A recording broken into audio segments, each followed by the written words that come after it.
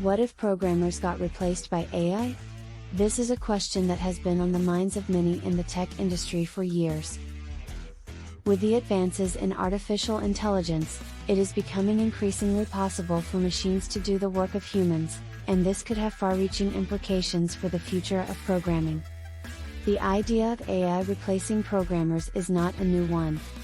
In fact, it has been around since the early days of computing. However, with recent advances in machine learning and natural language processing, AI is now capable of performing complex tasks that were once thought to be impossible for machines. This means that AI could potentially replace programmers in many areas, including software development, web development, and data analysis.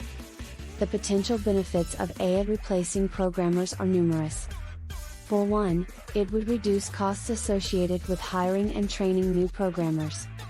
Additionally, it would free up time for developers to focus on more creative tasks such as designing new applications or exploring new technologies. Finally, it would allow companies to scale quickly without having to hire additional staff. On the other hand, there are also some potential drawbacks to having AI replace programmers. For example, AI systems may not be able to understand complex coding languages or create code that is as efficient as human-written code. Additionally, AI systems may lack the creativity and intuition that humans possess when solving problems or developing new applications.